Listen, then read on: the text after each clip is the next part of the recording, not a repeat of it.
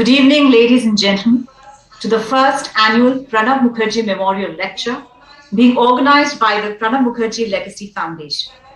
We are very fortunate to have the Honorable Vice President of India, Shri M. Venkaiah Naidu ji, deliver the first of what we hope will be a long series of orations under the aegis of the foundation. And I would also like to request Sharmishta Mukherjee, founder of the Pranab Mukherjee Legacy Foundation, to deliver the welcome address. Honorable Vice President of India, Shri M. Venkaiah Naidu ji, His Excellency Mr. Mohammad Imran, High Commissioner Bangladesh, His Excellency Major General V. Namgyal, Ambassador Bhutan, Honorable members of the Advisory Board of Pranab Mukherjee Legacy Foundation, Shri Shekhar Dutt, Professor Dinesh Singh, and Professor Anil Gupta, distinguished guests, ladies and gentlemen. On behalf of Pranab Mukherjee Legacy Foundation, I would like to welcome you for the first edition of Pranab Mukherjee Memorial Lecture. I would like to express my heartfelt thanks and gratitude to Honorable Vice President of India, Shri Venkaiah Naidu ji, for kindly agreeing to deliver the lecture.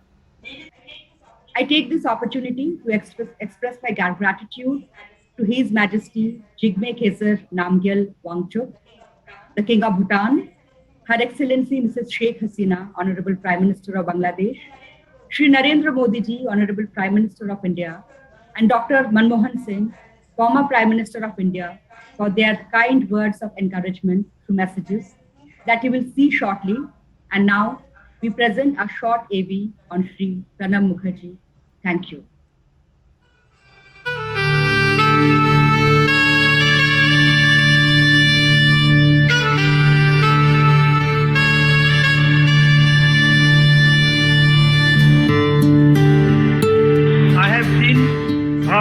Perhaps unbelievable changes during the journey that has brought me from the flicker of a lamp in a small Bengal village to the chandeliers of Delhi. I, Pranab Mukherjee, do swear in the name of God that I will faithfully execute the office of President of India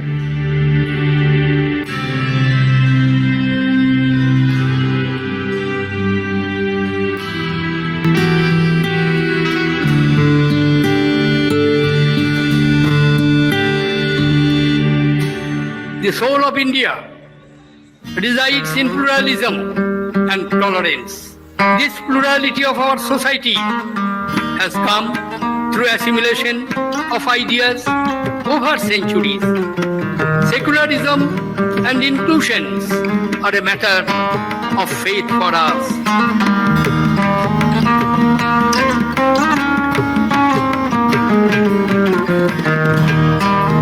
Education is the alchemy that can bring India its next golden age. Our motto is unambiguous, all for knowledge and knowledge for all. Shri Pranab Mukherjee.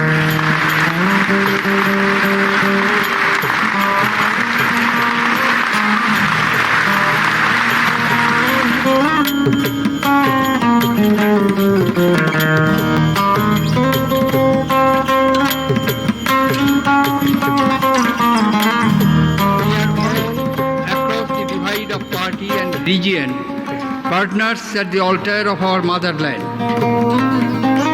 Our federal constitution embodies the idea of modern India. It defines not only India but also modernity.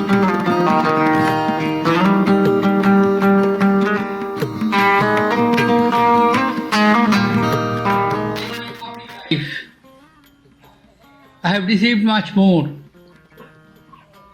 from the people, from this country, than I have given to you.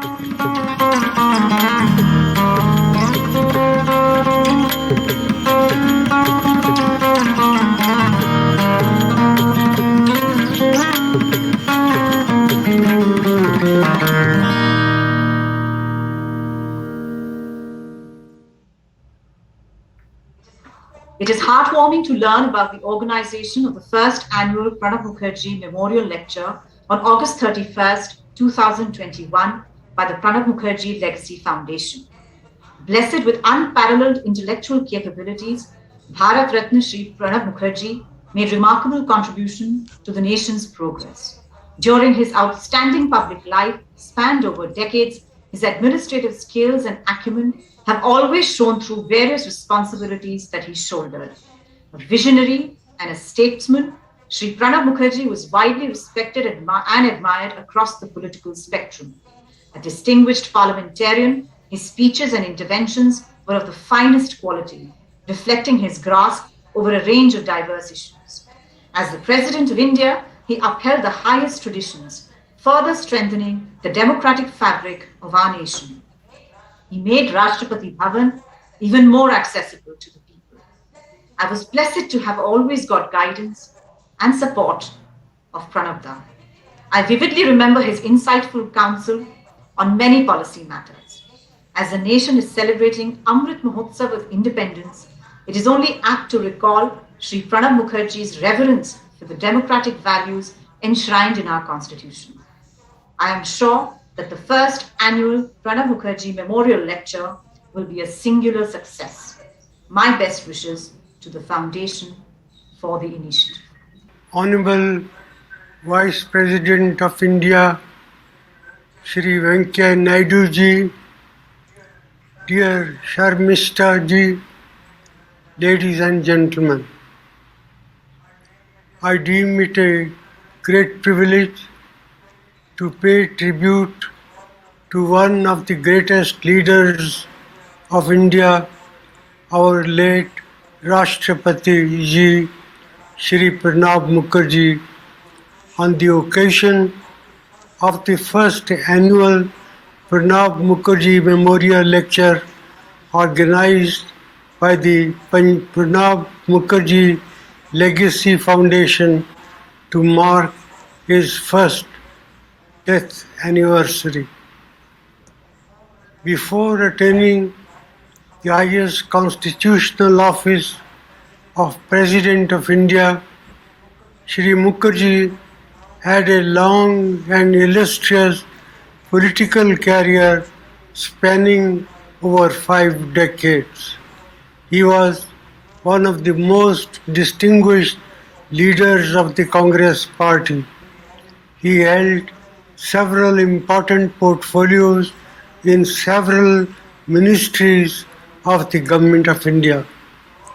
To all the positions he occupied, he brought his immense wisdom, deep knowledge, extensive experience of public life and leadership skills, spearheading critical decisions of the government on a wide range of issues. During my tenure as Prime Minister of India, Shri Mukherjee was Minister of Defence, External Affairs and Finance before being elevated to the august office of Rashtrapati ji.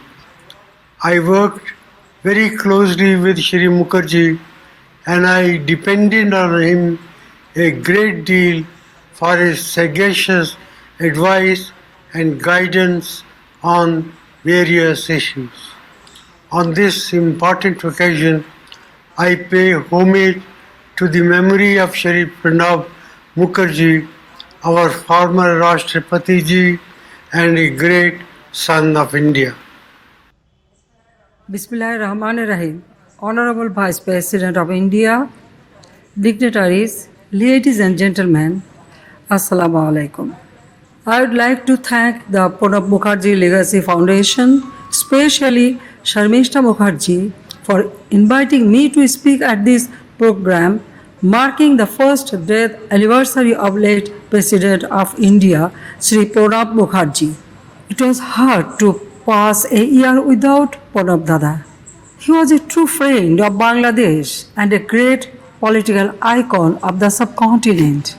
I pay my deep homage to the memory of this towering personality on his death anniversary. Pranab Dada had deep love for Bangladesh. His contribution to our great liberation war would never be forgotten. As a young MP, he took bold initiative for our support and tabled a motion in Rajya Sabha in June 1971 for the recognition of Bangladesh. People of Bangladesh gratefully remember his support. Pranab Mukherjee had enormous respect and deep regards for our father of the nation, Bangabandhu Sheikh Mujibur Rahman. As he had been given Bharat Ratna for his contribution by the Government of India, it was our honor to have conferred the prestigious Mukti Jodha Sammanana Liberation War Honor on him in 2013 for his invaluable contributions to our liberation war. Bharat Ratna Pranab Mukherjee had a colorful political career and he was known for his extraordinary wisdom, farsightedness and visionary leadership. With his versatile talent, he efficiently managed important ministries like finance, defense and external affairs of the Government of India. His extraordinary qualities eventually led him to become the first citizen of the country and the first Bengali president of India. I myself had close personal relations and very fond memories with him and his wife Shubhra Mukherjee, who was from Bangladesh. Pranab Dada and Shubhra Didi had deep affection for me and my sister Rehana.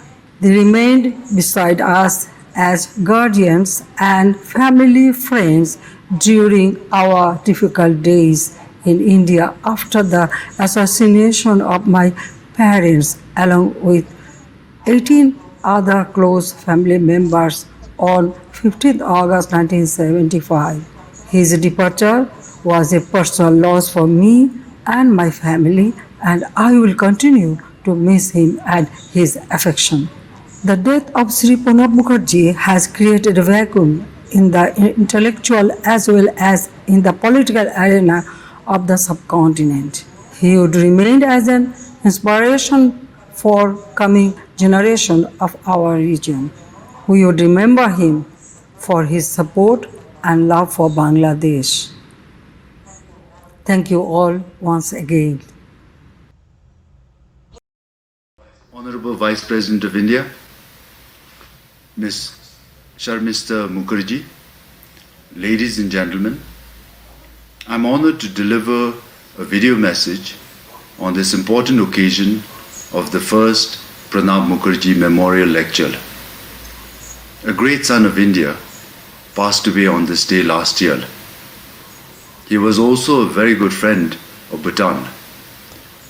President Pranab Mukherjee may no longer be with us, but his memory will continue to live on in our hearts and minds. Shri Pranab Mukherjee dedicated his entire life in the service of his people and country. He was an outstanding parliamentarian who enjoyed excellent relations with his colleagues, cutting across party lines. He held many important portfolios as a cabinet minister from a young age and was rated the best finance minister in 1984. He also distinguished himself as a foreign minister and defense minister. By the time he was elected as President of India, Shri Pranab Mukherjee had become an internationally respected leader and statesman, which in turn enhanced the prestige of this highest office. Shri Pranab Mukherjee contributed greatly to further strengthening the excellent relations between Bhutan and India. He had a long and close association with my father, His Majesty the Fourth King of Bhutan, and they developed a close bond of friendship. My father always spoke very highly of his insight on national and international issues and his wisdom as one of India's most experienced and accomplished leaders. And there was always a touch of affection whenever my father spoke of Sri Pranab Mukherjee. So it was with a sense of great pleasure and honor that I first met Sri Pranab Mukherjee when I was a young crown prince. He was very warm and affectionate, and his warmth was always there in all my interactions with him after I became king.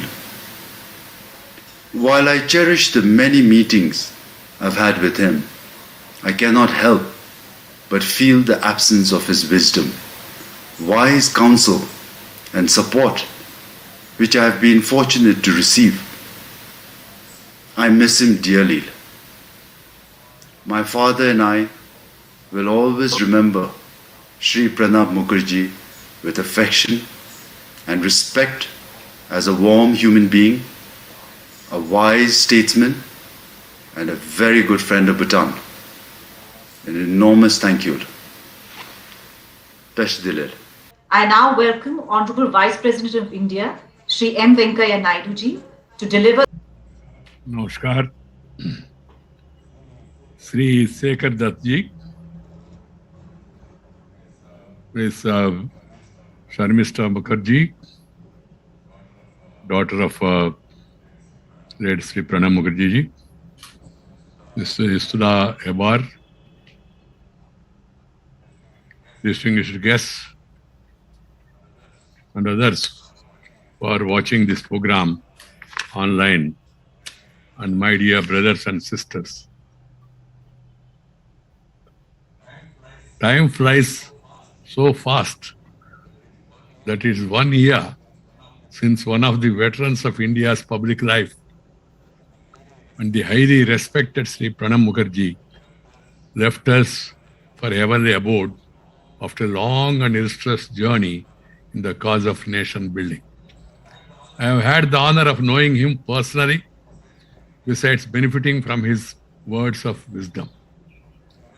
यह मेरे लिए गौरव का विषय है कि Pranab Mukherjee legacy foundation द्वारा आयोजित इस प्रथम प्रणब मुखर्जी स्मृति व्याख्यान में संबोधन करने का अवसर मुझे मिला है. यह फाउंडेशन उनकी प्रतिभाशाली पुत्री शर्मिष्ठा मुखर्जी तथा उनके निकट सहयोगियों के द्वारा स्थापित किया गया है. प्रणब दा के जीवन और कृतित्व के संदेश को शाश्वत बनाने हेतु इस प्रयास के लिए मैं शर्मिष्ठा जी को बधाई देता हूं. मुझे विश्वास है कि प्रणब दा की स्मृति से प्रेरणा लेकर भावी पीढ़ियों को लाभ मिलेगा. Pranab Da was among the few distinguished politicians who made invaluable and multifaceted contribution to the march of modern India. He was a key participant for over 50 years in the 74-year journey of independent India. He had left a mark of his own in various capacities that he served the country, Mother India. It was a remarkable and illustrious journey by all counts and standards. To present this journey in proper perspective, we need to briefly recall the same. From the flicker of a lamp in a remote Marathi village in West Bengal, Pranab Da travelled several miles to the dazzling chandeliers of Delhi. From an upper division clerk in the Post and Telegraph Office, he rose to become the President of India. Pranab Da earned every office he held by the dint of his hard work and record of contributions, unlike many who got them on a platter. Pranab Da's journey and rise was meteoric. Ever since he first entered the Rajya Sabha in 1969 as a Bangla Congress candidate at the age of 34 years. Subsequently, he served as Union Minister as many as 13 times since 1973 and guided the functioning of as many as 10 important ministries and departments.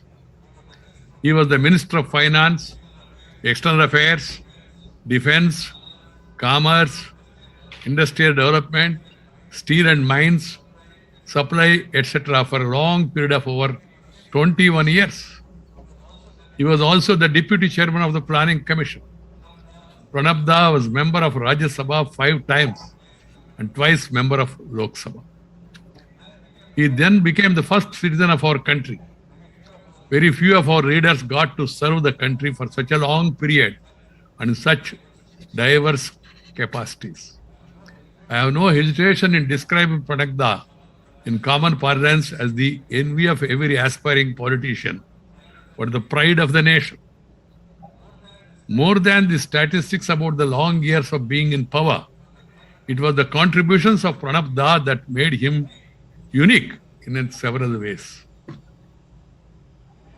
He deployed his sharp mind, phenomenal memory, amazing, deep understanding of our country's diversity, history, and civilizational values, and knowledge of statecraft to best use to various aspects of nation building. I have known and seen him as a pathfinder in troubled situations. As an immaculate observer of complex situations, Pranab Da proved himself as a consensus builder and played a key role in tiding over several such situations. This was borne out by the fact that he chaired as many as 95 groups of ministers, GOMs, during a long stint in public life. As the finance minister, more than once, Pranab Da has strived to improve the finances of our country. He played an important role in our country, clearing the last installment of the first ever IMF loan in early 80s.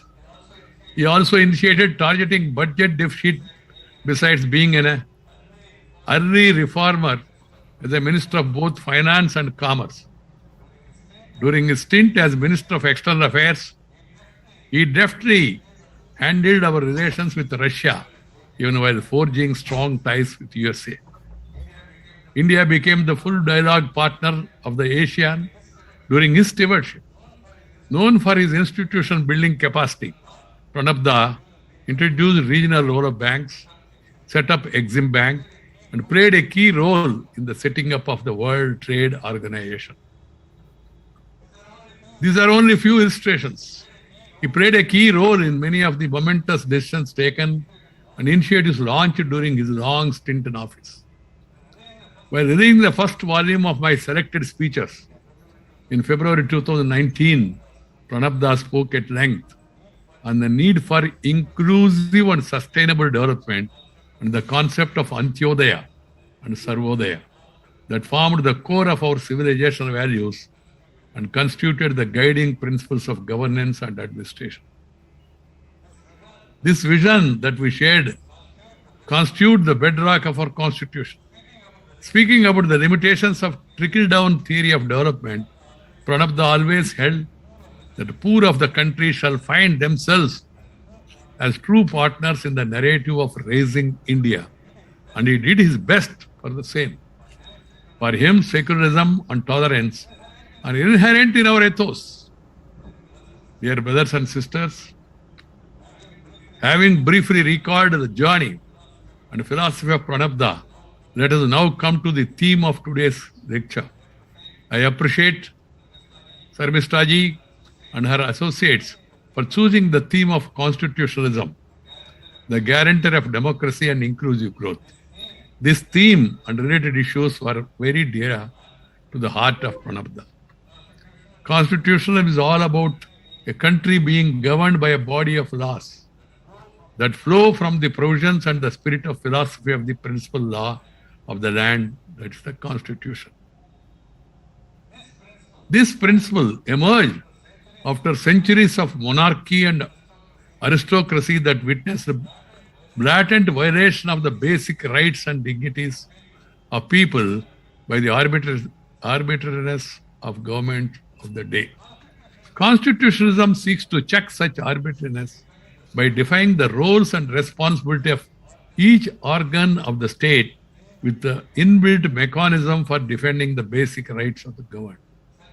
Such arbitrariness is further sought to be checked by ensuring the widest possible consultation among all sections of the people, thereby checkmating the rule by the will and discretion of the governments of the day.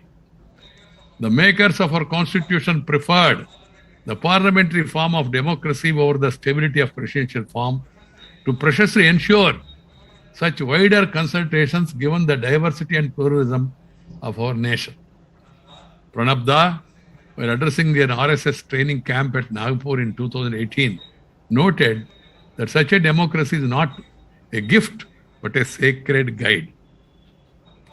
Our constitution is a profound statement of the socio-economic objectives to be realized pursuing the path of participatory democracy and ensuring justice, liberty, equality and fraternity.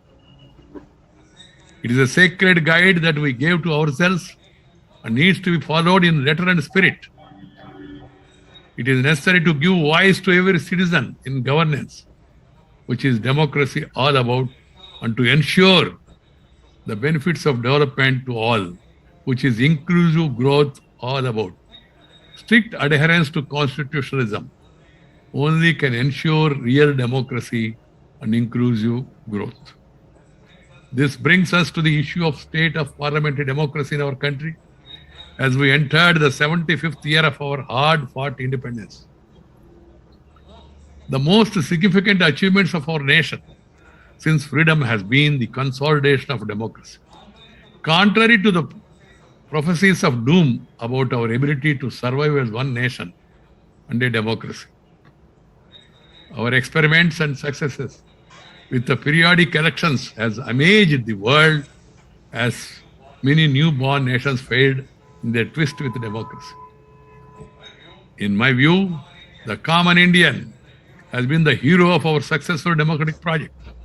The poor and the illiterate common Indian braved all odds to stand by the chosen instrument of parliamentary democracy for bettering their lives by even foregoing daily wages on the day of voting.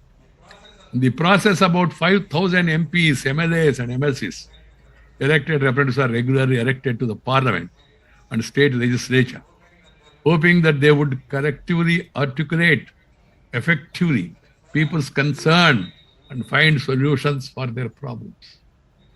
In the present technology-driven, complex, globalized context, the responsibility of lawmakers have increased manifold, even as the main challenge of building a modern India is work in progress.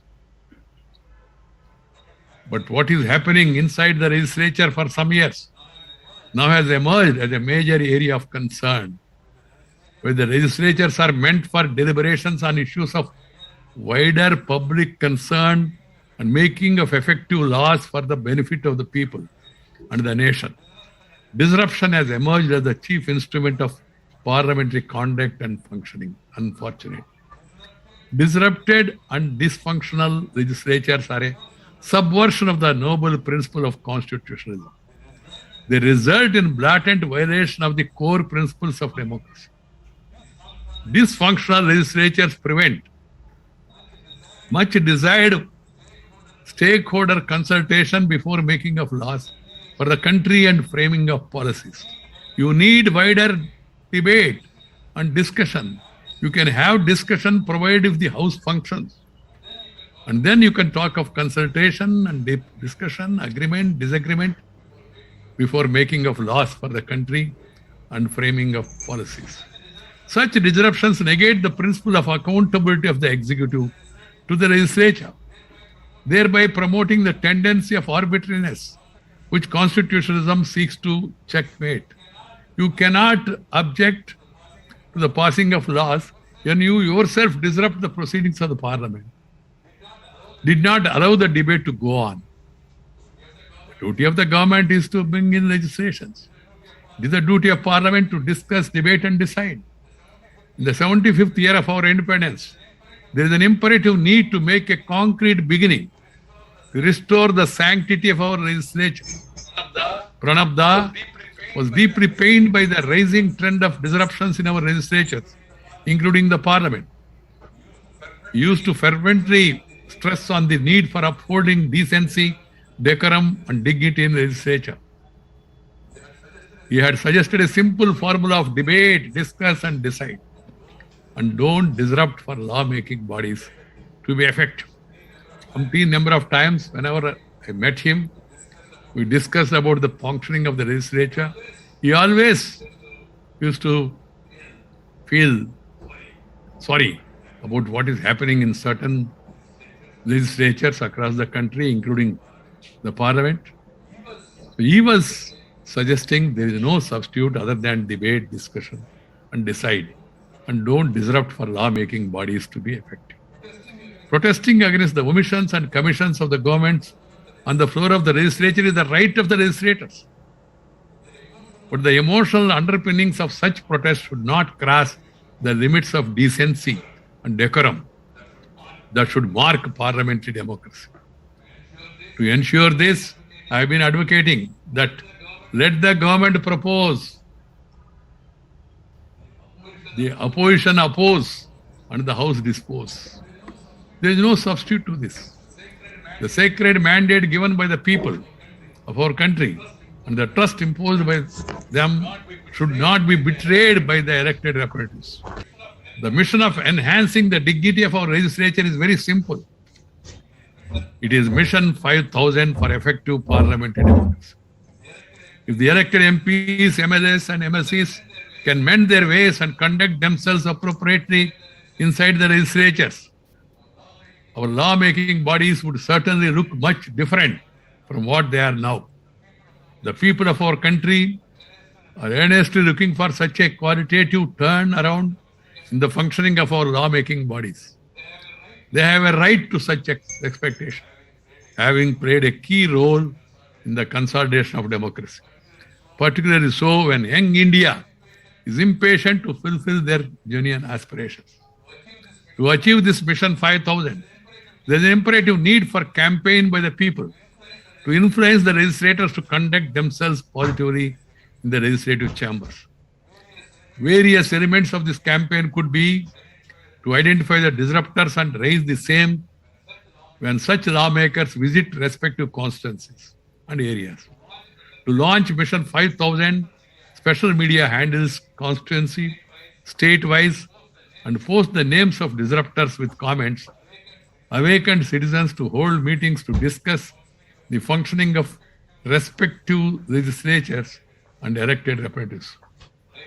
Writing letters to daily newspapers, voicing concern over the conduct of such legislators, sending messages of concern to the disruptors, and more importantly, to take into consideration the parliamentary performance and conduct of the elected representatives while voting in the next elections, etc. This is a missing link. Performance in parliament and legislature, and then getting ticket or getting elected or re-elected are losing connection. The broad objective is to convey to the erring lawmakers the concern of the people over the conduct in the law-making bodies and the need for legislature to be the forums for debate and discussion and not disruption. Disrupted and dysfunctional legislature can disrupt the lives of the people. It's not only disrupting the lives of the parliamentarians, but it's disrupting the lives of the people and the dreams of our nation. Pranab once said that the parliament is the soul of the people and the Atman of the nation.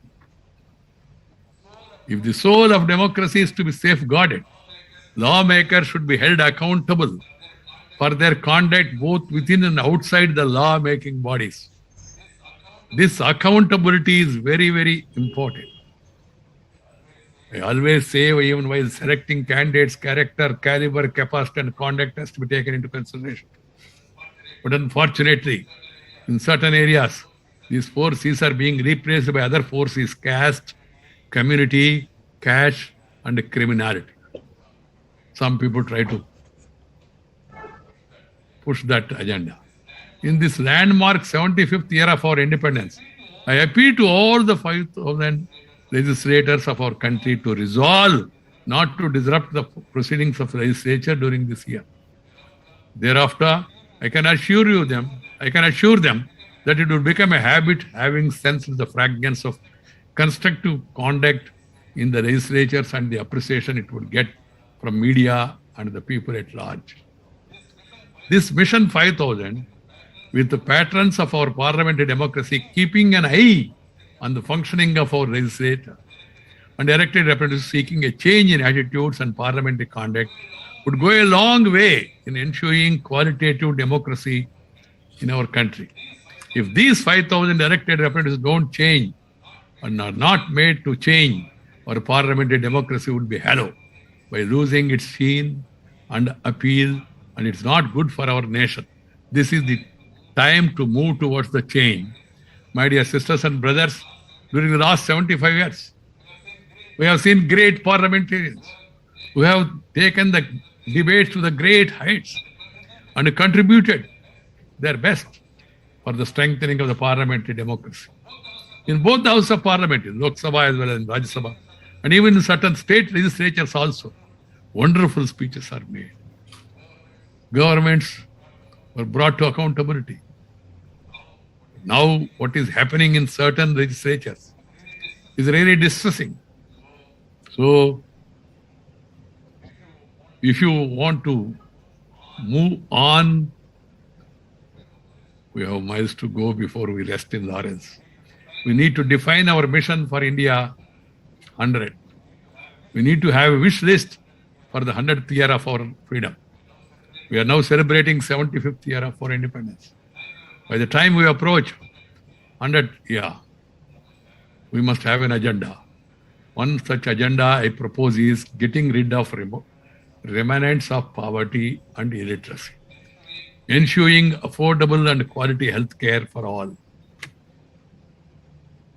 good education, good health, good number of our academic and research institutions being among the top in the world, ending gender discrimination, social discrimination, enhanced and equal participation of women in workforce, employment for all the needy and eligible, substantially reducing the working force depending on agriculture by doubling the share of manufacturing in the GDP as we make our country Atmanirbhar, ensuring farming as a remunerative enterprise. This is more important as 50% of our people depend on agriculture. And agriculture, we say, is our basic culture.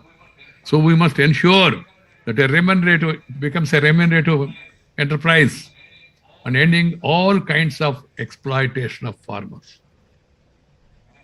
Minimizing the inequalities through inclusive and sustainable high growth strategies, increasing the per capita incomes manifold through a sustained high growth trajectory should be the top of the agenda. India taking its due place in the United Nations Security Council, that's what another wish. Having got the first Prime Minister from the backward communities, to have the first Prime Minister from weaker sections, and at least half a dozen women Chief Ministers as a vindication of our inclusive policy. India being the preferred destination for investments and immigrants, besides becoming the leading hub of innovation. I am sure Pranab Da would have been in complete agreement with this vision for 100. I am confident that given the heightened intensity of our nation's collective effort that has been set in motion in recent years for building a new India, strong, stable, prosperous, happy India, this agenda can be accomplished. The Prime Minister has given a 3-line mantra. He said, reform, perform and transform. Transformation for the betterment of the nation. We have no doubt we will succeed. We have no option but to succeed in this mission. Hence, the next 25 years are very crucial for our nation. For this agenda to be achieved by the 100th year of Free India, effective functioning of our legislature is very essential. And the Mission 5000 that I referred to earlier assumes significance. Dear brothers and sisters, Pranab Da and I might have been different ideological intent and approach. But for both of us, India came first. Nation first, party next, self last. When Pranab Da became the first former president of India to address a RSS training camp at Nagpur, it was a profound statement of rising above the usual divide in the larger interest. And the issue of nationalism He endorsed, and I quote, "Nation is defined as a large group of people sharing the same culture, language, or history. Nationalism is defined as identification with one's own nation. Patriotism is defined as devotion to one's own country." Country means people. People's welfare is patriotism. Whoever is speaking of nationalism and patriotism, nothing more is being asked for than what Pranab Das said. No wonder he was a pathfinder on the contentious issues and settled the issues of nationalism. The consensus builder that he was, I am sure that if alive today, Pranab Das would have welcomed the recent undoing of the retrospective taxation. Pranab Das used to visit his village, Mirathi, every year for Dasara festival. He was an inheritor and practitioner of the best of Indian traditions and ethos. For over 50 years, Pranab Das was an intrinsic part of every challenge that our nation collectively faced. He did so even during the COVID-19 pandemic. He too tested positive, as if he wanted to empathize with the sufferings of the fellow Indians by going through it himself. Persons like Pranab Das have their own ways of connecting with the people, communicating with the people. I'm indeed honored to have got this opportunity of taking a peek into the life and works of Pranab Das on this occasion, and I pay my tributes to one of the great sons of our motherland. I thank the Pranab Mukherjee Legacy Foundation for giving me this opportunity. I also thank all the participants for giving me a hearing. Pranab Das' life and works are a certain source of inspiration. These lectures, these awards are meant for giving inspiration to the new generation. Let us do our bit to realize the dreams of Pranab Das and all of us. I once again compliment Dharmishta ji and her close associates for having come together to start this foundation and the series of lectures in order to remind the services he has offered to the country and also the great examples he has set in before all of us. Thank you very much. Namaskar. Jai Hind.